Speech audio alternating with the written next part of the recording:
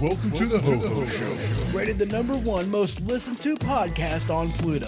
So join us now as we discuss news, politics, current events, and so much more. So clear the airways and strap in as we defend the Constitution, because freedom matters.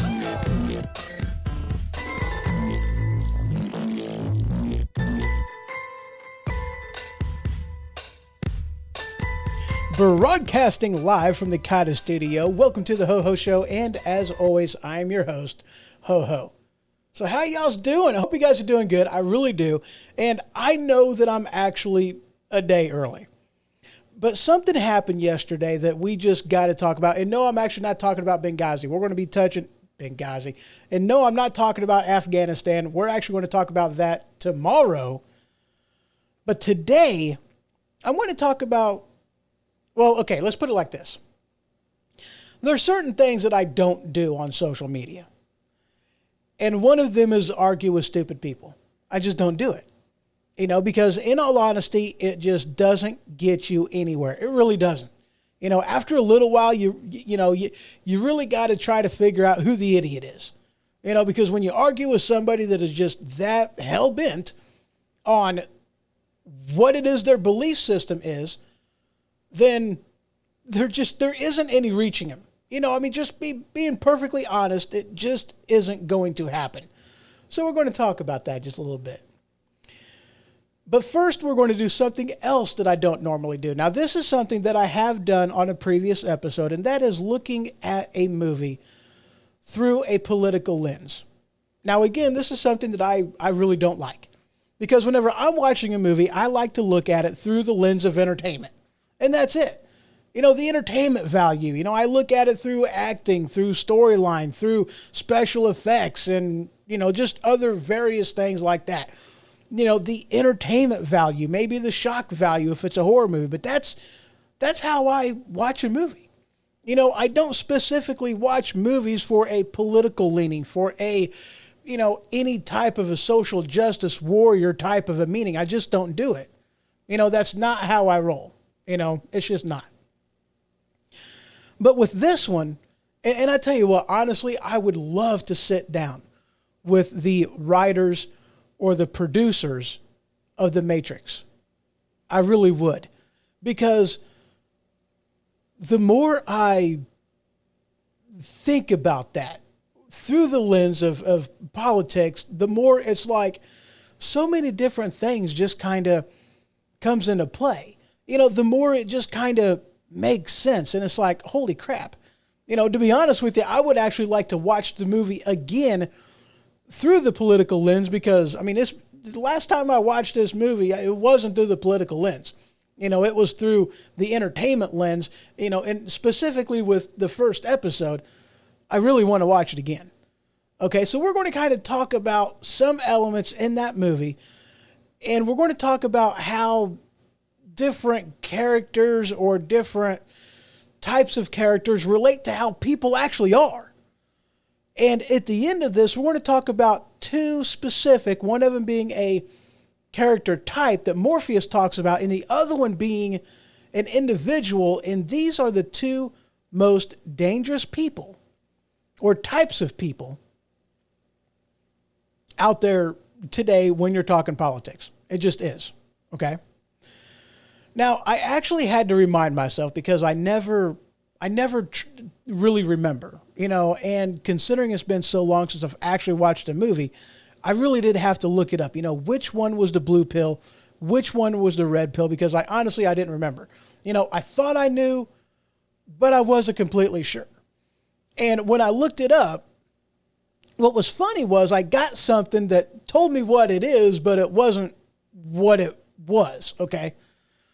So the blue pill or the red pill.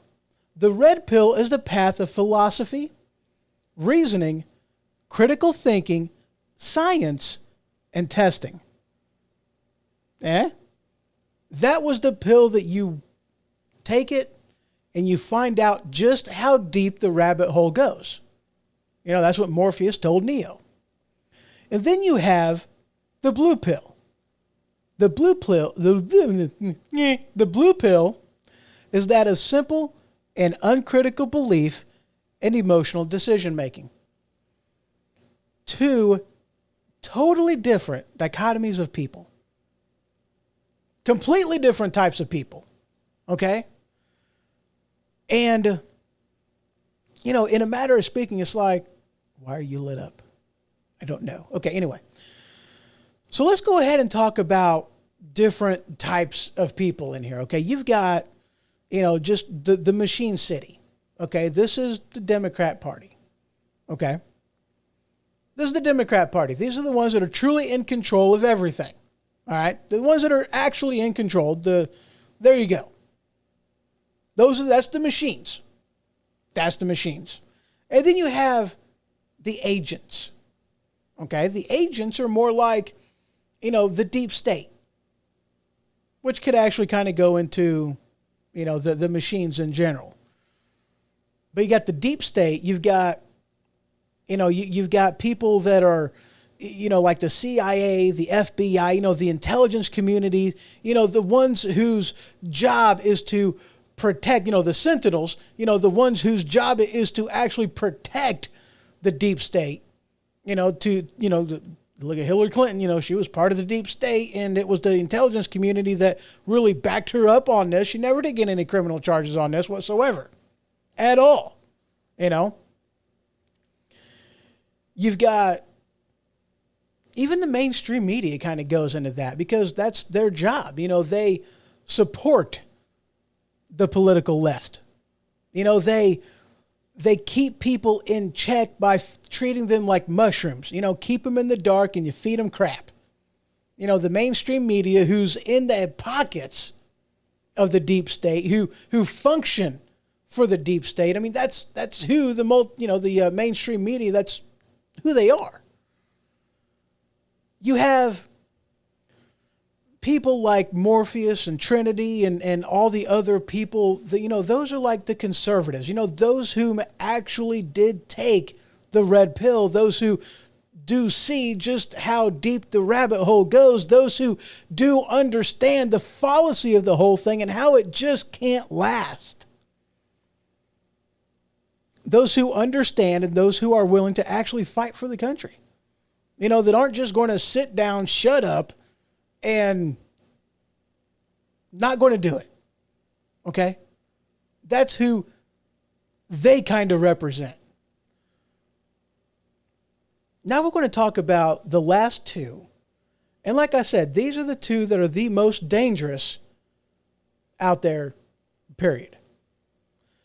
Those are the people whom have dedicated their lives to the political left, those who have dedicated their lives to the Matrix, believe in it so strongly that will protect it so fiercely that they are even willing to die to maintain the illusion. I got to backtrack a little bit because you also have people like Agent Smith. And Agent Smith, that's a special kind of person right there. Because these are people who truly do look at the Republicans as a virus. If they would only get rid of us, somehow eliminate our reach to talk to people, then their little experiment in socialism or communism, their utopia, could work. And that's like social media. That's where they are. Because their job is to silence us, to kick us out of the matrix, not allow us to spread the truth. That's like Agent Smith. They're pretty stinking dangerous too. But back to the people that would die to protect the matrix. These are the people that are so caught up. No, not even them. These are the ones that are just so willing, so caught up in what's going on that they will just absolutely die to protect it. Now, you also have just the flat masses.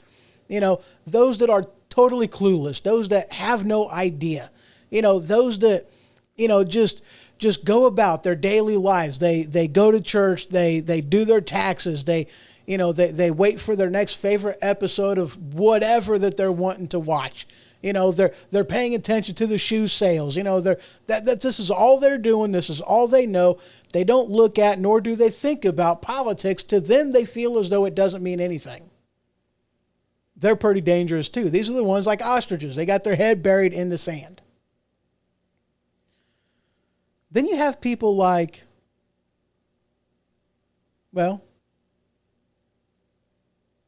Cypher.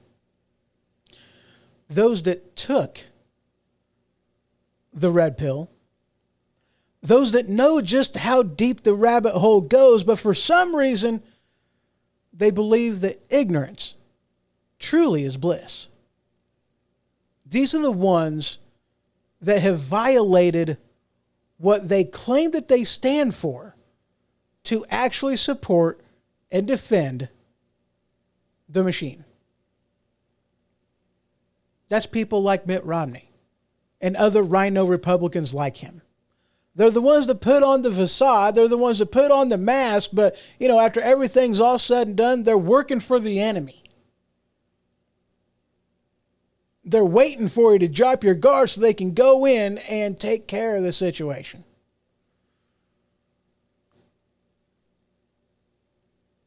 And like I said, guys, I really do. I hate... I hate looking at, especially a movie, through a political lens, through any type of a lens. I really do hate it. But like I said, I would love to interview these people, the writers, the producers of The Matrix, and just see if it was something that was intentional or if it was completely by accident. If it's something that, really is, there's a correlation there or not.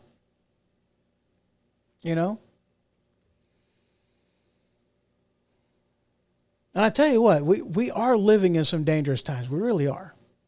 So we're going to go ahead and take a quick break. And when I return, we're going to go into the second part of this episode. We're going to talk about my run-in on social media and kind of,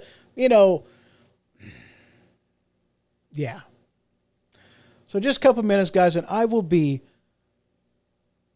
right back.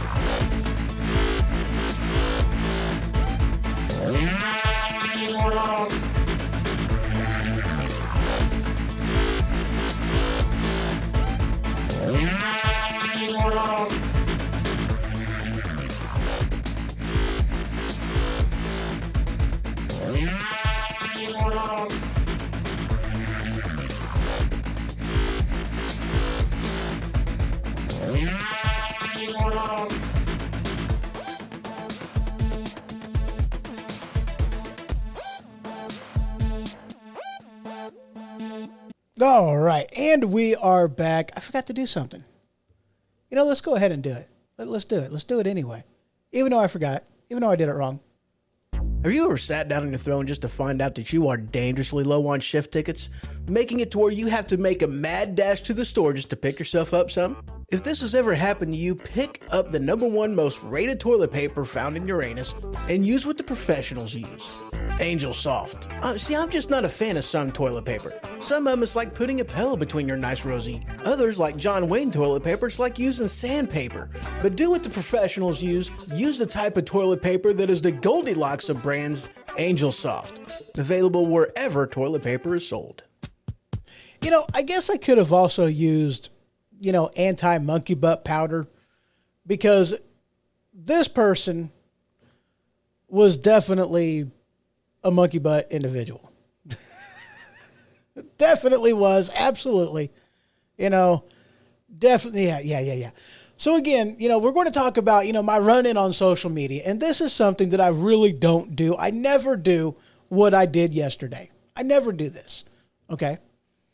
I don't argue with people on social media. That's not to say I might not put a reply in there, because I will. I'll throw a reply in there, just to kind of set the record straight or make a quick point, and then I ignore it. I'm done. But this one I actually kind of engaged in because I was curious as to where this person was going. And then once I was involved in it, I'm like, we're just going to keep going on this one. We really are. We're going to find out we're just going to go for a while.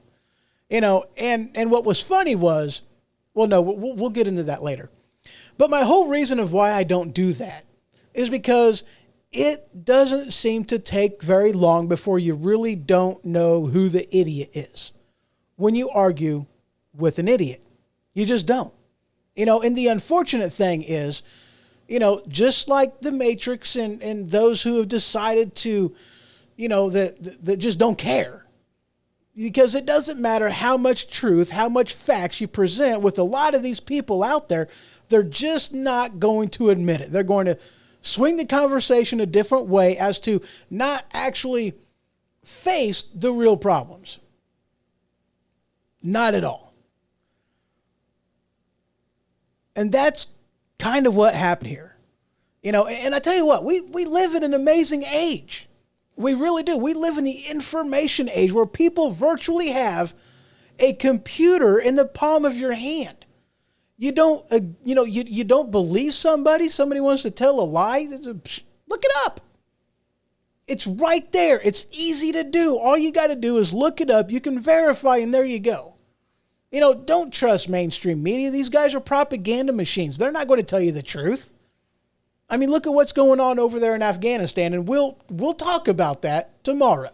Not today, but we'll talk about that tomorrow. So, I mean, you got people that are so engrossed in their beliefs that, and this is kind of what I think it amounts to. Okay? They've dedicated so much of their lives to their point of view, to supporting a party, and as far as these people are concerned, they can't acknowledge the truth, because doing that would give them a crisis that they just wouldn't be able to come back from. They would have to question everything about their very identity, especially whenever you're looking at somebody who has based all of their identity on a belief structure that just isn't true. I mean, really, how hard would that be? I couldn't even imagine. And that's part of the reasons why I am the way that I am. When presented with facts, I'll change my point of view. I'll rearrange things. I'll change my thought process. I'll change my beliefs. I'll do that. Why? Because facts matter. Emotion doesn't matter. Facts matter. 2 + 2 is 4. I don't care how you feel about it. I don't care if you stand there and say purple. It doesn't make it true. I don't care if you say pineapple. It doesn't make it true. I don't care if the majority of the people out there claim it's 5. it doesn't make it true. 2 plus 2 equals 4, and that's all there is to it. You're not going to convince me of something different. But maybe if you want to give me an abstract calculator and say 2 plus 2 is 4, but then you got one problem, and that's 2, 2, 1, that makes 5.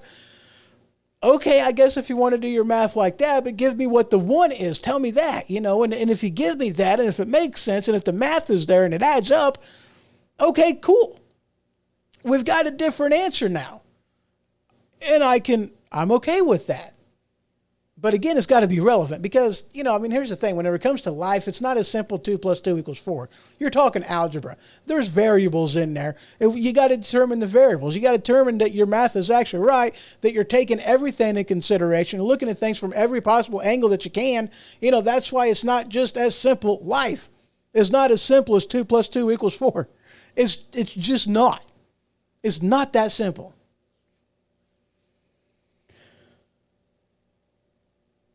So here is what the tweet started off being.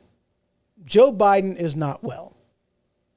Somebody made a reply in there, says, why aren't the powers to be trying to get the president and the staff removed?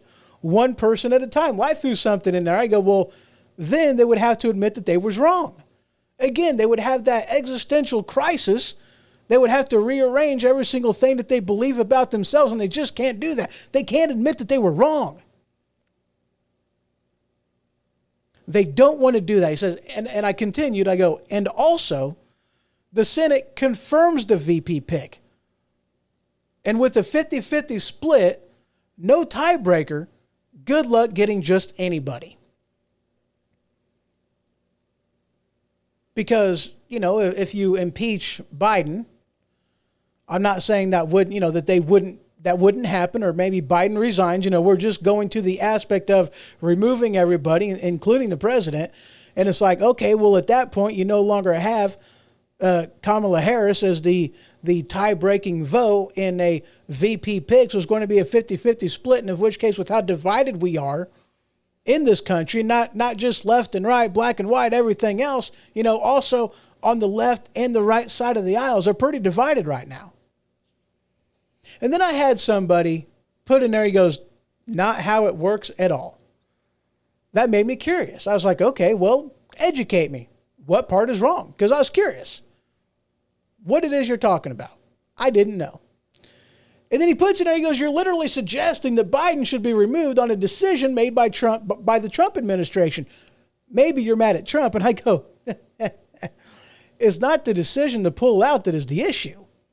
It's how it was done that is the issue.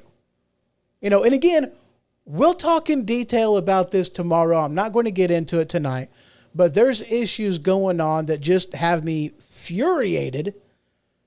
Truly does. And yeah, again, I'm not getting into those details tonight. I'm not talking about Afghanistan, but we'll get there. Tomorrow, we will get there. And then he continues, he puts in here, he goes, can't remove the president because you disagree on how something is done. He called me boss in there too. I had to kind of laugh. He goes, if that were true, Trump would have been president for a week. And I go, well, actually, according to Nancy Pelosi, you can. That's why they planned his impeachment before he even took office. They just had no grounds. But Nancy said impeachment is whatever we say it is. It doesn't have to do with the constitutional grounds that it says it has to be done. That's why he was impeached. I'm pretty sure he was impeached. Yeah, he just wasn't removed from office. Because within the Senate, which was controlled by Republicans, they didn't actually have the grounds to remove him. Hold on, I gotta take a quick drink. Give me a second. It's drink time, guys. All right, there we go. I feel better. I really do.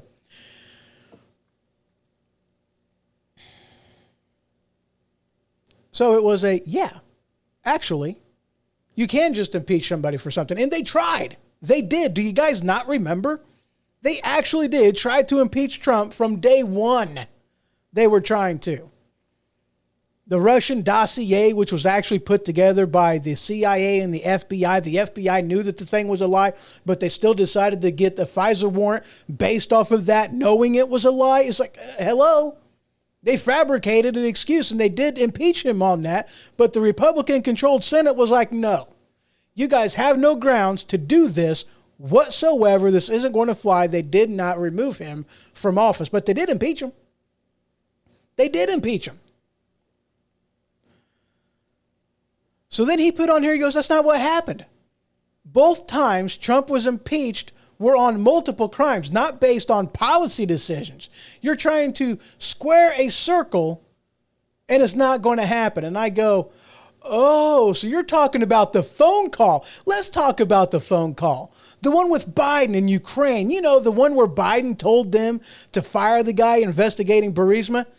You know, the one who's, you know, where his son works. You know, I didn't include that in there, but, you know, investigating Burisma, or they won't get the aid money. You know, a quid pro quo, a tit for tat, you know. And then I continued because I ran out of characters. I put in another post right after that. I go, that Biden bragged about on national TV. Trump said nothing wrong in his conversation. Now, here's the thing. All right, I'm going to acknowledge something on this. Okay? With Trump's phone call, it's up for interpretation. I'm going to acknowledge that right here, right now. It's up for interpretation. If you are somebody who is anti-Trump, then you're going to listen to that phone call and you're going to go quid pro quo. You know, it's the undertones that was in there, and that's why they decided to impeach him on it. But if you're somebody who is pro-Trump, then you hear that and you're like, there's nothing wrong with that phone call. You know, he made suggestions, but at no time did he actually threaten to withhold based off of, you know, he didn't make that correlation. He didn't tie the knot right there. He didn't do that. So, I mean, granted, if anti-Trump, you're going to look at that and say, impeach him. Pro-Trump, you're going to look at that and say, what the hell are you talking about? But when you're looking at Biden's conversation with Ukraine, there's no interpretation. Like I put in this post, there was zero interpretation. Biden went on national TV and bragged about his quid pro quo as vice president. They were, you know, the guy even was like, you can't do that. And Biden's like, bet me. I make this offer with the full support and backing of the White House. Test me. I'm leaving in like 3 hours, I think is what he said. I'm leaving in 3 hours. If he ain't fired, you ain't getting this money. You want to talk about quid pro quo with President Trump? Let's talk about quid pro quo with Biden. Because if you're not willing to have that conversation, then you really don't care. It's not about right and wrong. It's about what party you represent. And that's it. And isn't it amazing that after I made those two comments, this asshat remained silent? He had nothing more to say. Why? Because he knew I had him. He knew I won. He knew that he had zero legs to stand on, and I had zero more fucks to give. Sorry for my language. I'm going to have to mark this one as explicit. So yeah, like I said, though, this is something that I don't normally do. I don't engage in these type of stupid arguments on social media because there's no point. So I shut him up. So what? Who cares? Did I actually change his opinion? No. Did I actually enlighten him? No. Not at all. I mean, all I did was score some points with people who were conservative on there as it is anyway. That's it. I didn't win anybody over. I didn't change anybody's hearts or minds. You know, now granted, I have had those type of opportunities in the past and I've done it. I've just not done it on social media. It's a cesspool. And I'm going to be honest with you guys. The only reason why I'm even on Facebook and Twitter is for this show right here. If it wasn't for this, I wouldn't be there. I wouldn't be here. I wouldn't. I'm just being honest with you. I took a 1-year hiatus off of Facebook, and you know what I missed? Some Grumpy Cat memes. That's it. I can survive my life without Grumpy Cat. Yeah, he's entertaining. Yeah, they're fun. You know, Biscuit the sleep running dog. Yeah, I missed a couple of those.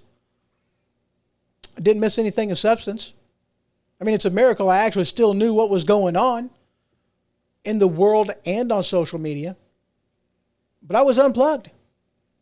Wasn't involved in it whatsoever. Why? Because it's a cesspool.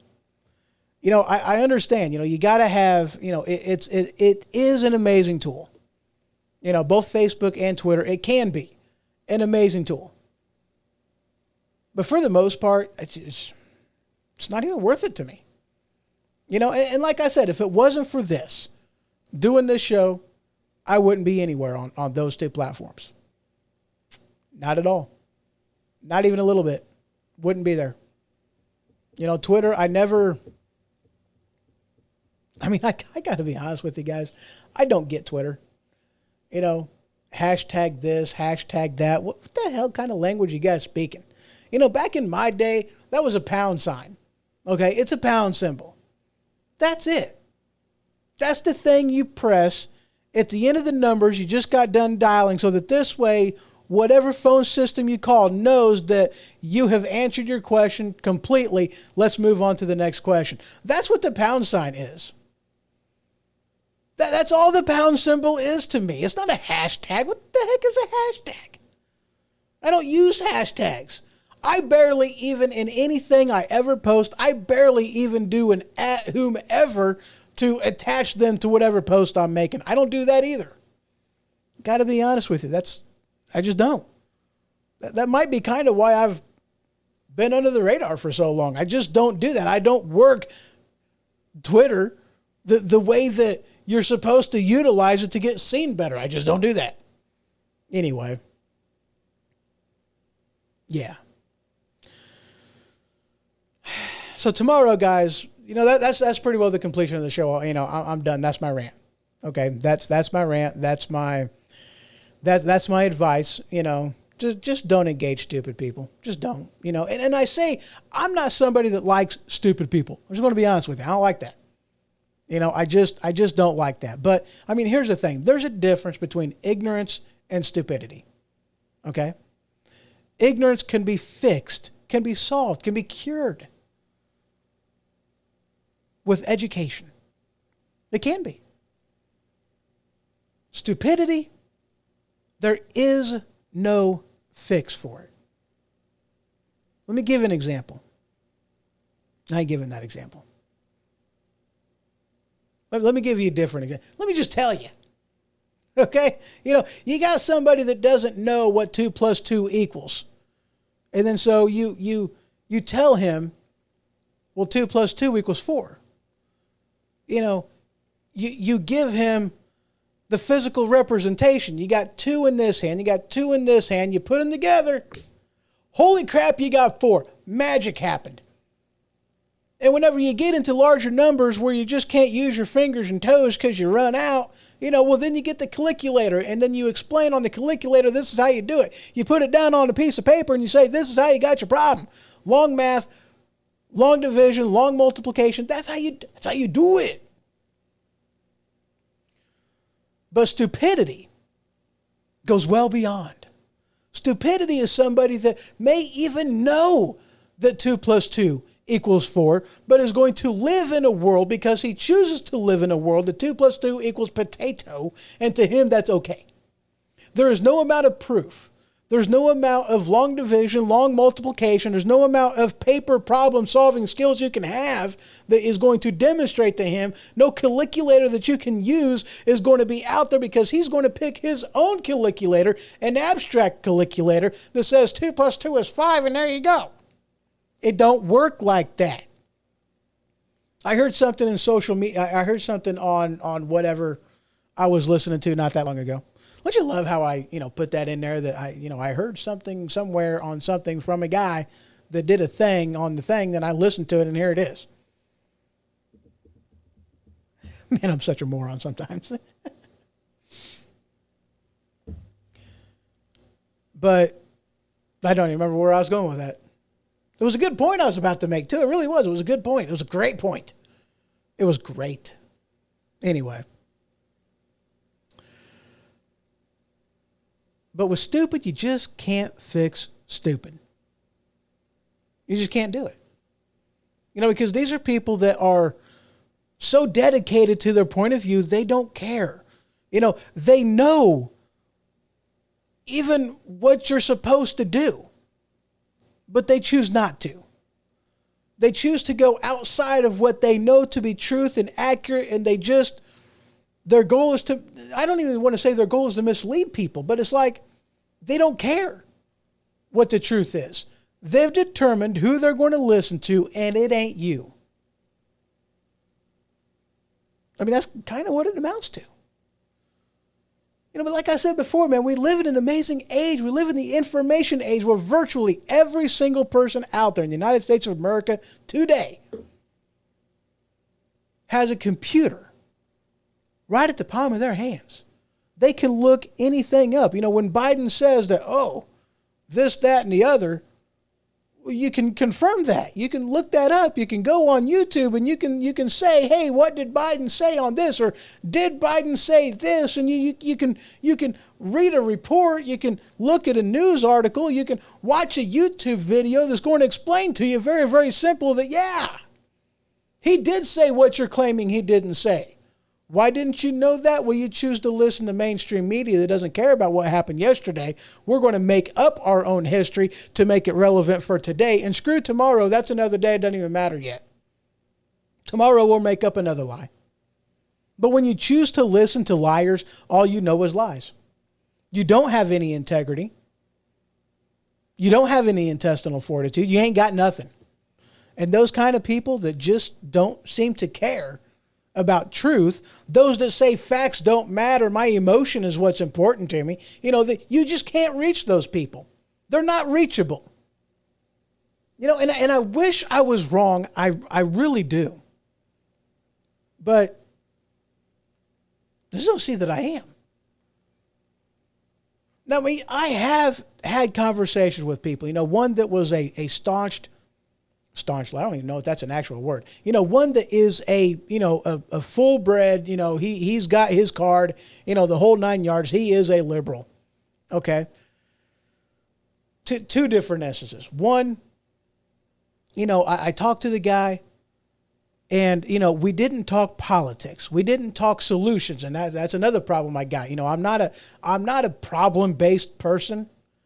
I'm a solution-based person. I mean, don't come at me with a ton of problems because problems don't help solve anything. Come at me with a solution. Because if you've thought enough about something to point out to me the problem, then give it just a little bit more and come up with a solution. If you can't do that, well, then maybe you need to focus on it a little bit longer. Maybe you're not as smart as what you think you are. You think? I do. All the time. Gets me in trouble sometimes. It really does. But anyway,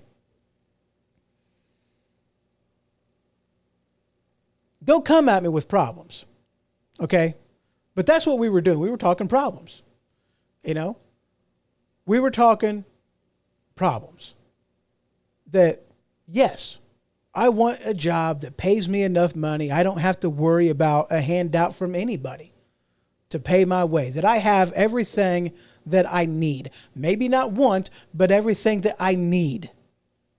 Enough money that I can pay for my own health care. I want safe schools that I can send my children to.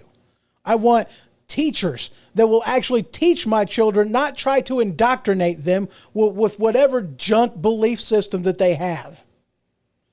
We all want the same thing.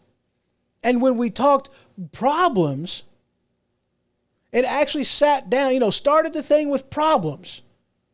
With this is what we see the problem is, and we actually seem to find some common ground. We began to understand that, you know, hey, we really do want the same thing because the left tells us, or tells them rather, that we don't want the same thing, that we don't have any common ground to stand on.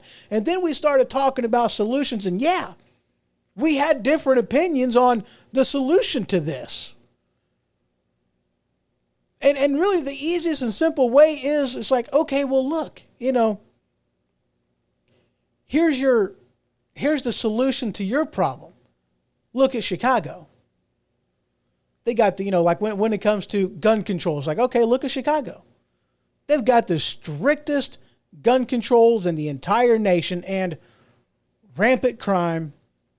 I mean, it's saying something if you survive a night in Chicago, because there's always shootings, there's always death, there's always injuries. It always happens week after week after week, all the time.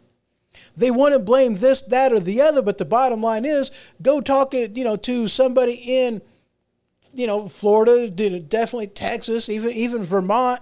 It's like, okay, well, these places that have way looser restrictions on guns and gun ownership, well, they don't have the problems that Chicago has. So whenever you tell me that gun control is the answer, and then I point to Chicago, and then I point to other, more conservative places, and there is zero comparison. And okay, so where is your proof? That's what I'm asking you for. Where's your proof? I've given you mine. Where's the validity to your belief? Where are you standing on? Where's your rock? Where's your foundation? That's what I want to know. If you're only coming at me with an idea, you're not going to win me over. I came at him with scenarios and situations, and I came at him with this is a real life application of the differences between the two policies, and one's working, one isn't.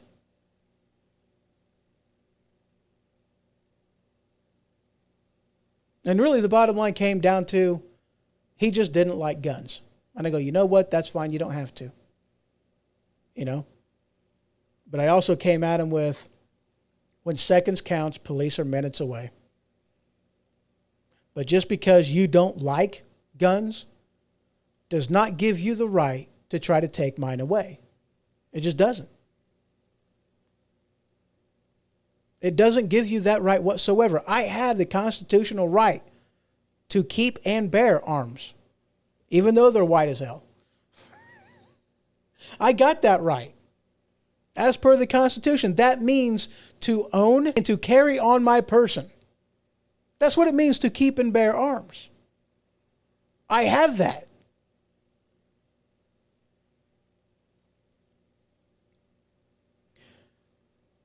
And then I also came at him with the whole aspect of the person who had the gun. Did he obtain it legally? Well, no. Okay.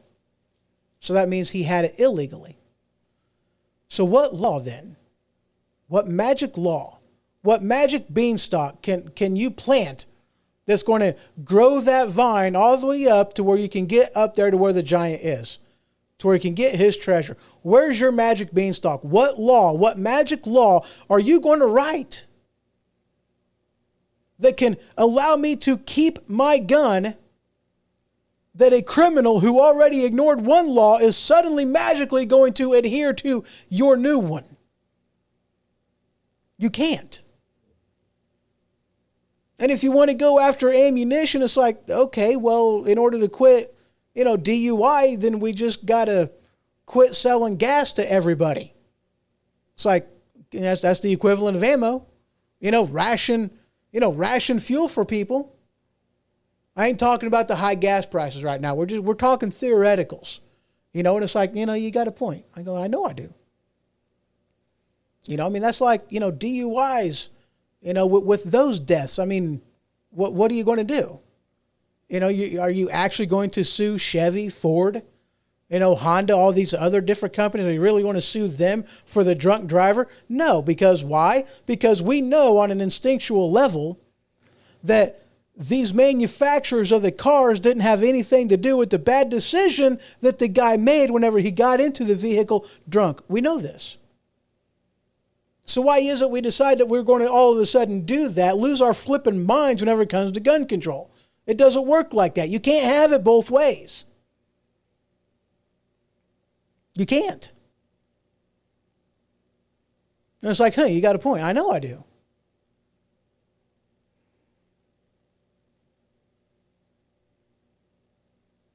Do you really think you need to get castrated because your neighbor has too many kids down the street that are just living off the system? No, you're not going to do that because it's stupid, idiotic, and it makes no sense whatsoever. But we know this. We know this to our very core. So why is it even an argument? I have no idea. So guys, that's my rant. Okay, this was definitely a lot longer than what I figured this rant was going to be, but there is my rant. All right, what do you guys think? Have you ever had the pleasure and the opportunity to come up to stupid and really argue it? Try to force stupid to come up with an argument that was actually valid and accurate. Did you actually force anybody to try to do that? If so, let me know how that went for you in the comments below. If you're out there in the Facebooks, you can put your comments in there too. If you're out there in podcast land, the best place to go to is either Spreaker, or you guys can head on over to my website, thehohoshow.com, and you can either leave me a message in there. There is a little form you can fill out, or you can just send me an email, hoho@thehohoshow.com. So that's all I got for you guys today. Y'all just have yourself a wonderful evening. Tomorrow, I will be doing my regular show, and we are going to be talking about what's going on in Afghanistan because, guys, there are some things that are going on you really, really, really need to watch out for. You need to pay attention to. Things are about to get bad. I mean, they really are. Okay? So definitely tune in to tomorrow's show, 7 p.m., same bat time, same bat channel. All right, guys, take it easy. Have a good night. This has been The Ho-Ho Show. For more information, you can head to thehohoshow.com. And for the merchandise store, you can head on over to stinkpickle.com. That is stinkpikle.com. Until next time.